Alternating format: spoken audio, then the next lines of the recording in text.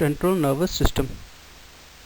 In this topic, we're going to outline the classification of the central nervous system and the functions and parts of the central nervous system. Central nervous system. This is where the information is sent, received, and stored. Right? The central nervous system is broadly classified into two parts. One is the brain and the other one is your spinal cord. The brain is situated within the skull and the spinal cord is situated within the vertebral column or the spinal column. The vertebral column are further divided into 33 vertebrae.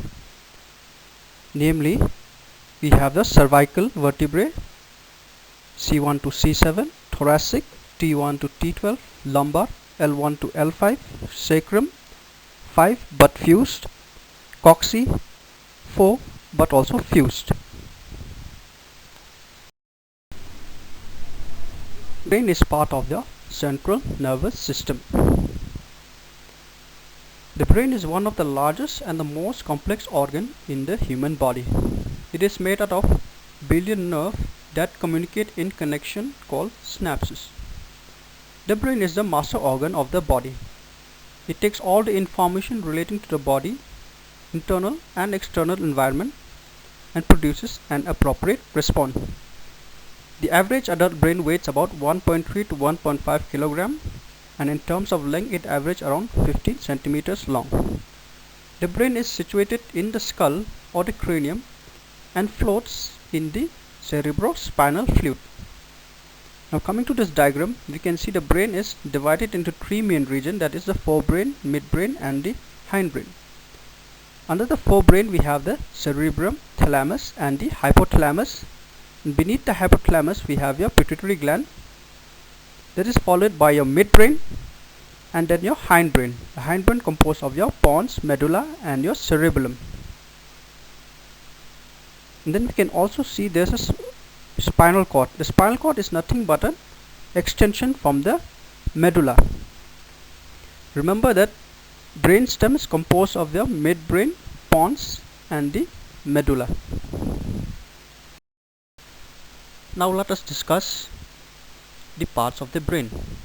As I've earlier told you, the brain is divided into three major parts, that is the forebrain, hindbrain and the midbrain.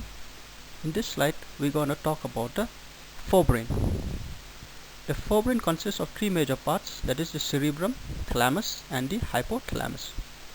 Cerebrum, it is involved in controlling cognitive function, learning, shaping your personality, feelings, perception, handling motor and sensory interpretation. The thalamus, which is in the middle part, serves as a relay station. It helps in interconnecting different parts of the nervous system and controls many autonomic nervous functions. Hypothalamus, which is below, it serves in regulating the sleep and wake cycle, regulating body temperature, regulating feeding and also the endocrine function along with the pituitary. In this slide we're going to talk about the midbrain. The midbrain is a portion of the brainstem, portion above the pons at the very top of the brainstem. Remember I've told you brainstem is divided into midbrain, pons and medulla. So we are talking about the midbrain now. All the sensory and motor information that travels between the brain and the spinal cord passes through the midbrain, making it a relay station for the central nervous system. The midbrain serves important functions in motor movement, particularly movements of the eye, auditory and visual processing. The hindbrain, that is the last part of the brain, it consists of the brainstem, the pons, medulla and the cerebellum. The brainstem sits beneath the cerebrum in front of the cerebellum. It connects the rest of the brain to the spinal cord, which runs down your neck and back. The brainstem controls a level of alertness, arousal, respiratory rate, blood pressure, digestion, heart rate and other autonomic functions. Now the other part is your cerebellum. It is located at the back of your brain. This cerebellum controls balance, coordinate movements, and maintain muscle tone and muscle motor memory. Spinal cord. As we have earlier discussed, spinal cord is part of your central nervous system. Now what is a spinal cord? Spinal cord is a cylindrical structure of nervous tissue composed of white and gray matter. The spinal cord is divided into 5 regions called the cervical, thoracic, lumbar, sacral and the coccygeal region. As you can see in this diagram, this yellow color line, that is your spinal cord, and they are surrounded by the vertebral column. Alright. Now from this spinal cord, we have a nerve-like projection. We call them the spinal nerve. These spinal nerves projects and connect a large part of the PNS to the brain.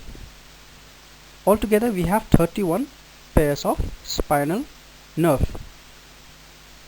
They are the cervical nerve C1 to C8, thoracic nerve T1 to T12, lumbar nerve L1 to L5, sacral nerve S1 to S5 and the coccygeal nerve. In the adult, the spinal cord is about 42 to 45 cm long and the diameter varies at different level, being enlarged in the cervical and the lumbar region. The spinal cord extends from the medulla. It is continuous to the level of the lumbar 2 vertebrae. What do you mean by lumbar 2 vertebrae? It means that your spinal cord terminates at the L1, L2 region. From this L1, L2 region, we have your lumbar plexus and your sacral plexus, and the last one being your cauda equina, which I have not shown in this diagram. Cauda equina means a horse tail. Functions of the spinal cord. It has two main functions, one in electrical communication and the second one is your reflexes. Now what do you mean by electrical communication? It means it helps in conducting this electrical signal up and down the spinal cord, allowing the communication between the different sections of the body with the brain. And reflexes, what we otherwise call as spinal reflexes. These are predictable involuntary response to stimulus that involve the brain, spinal cord and the nerves of the peripheral nervous system.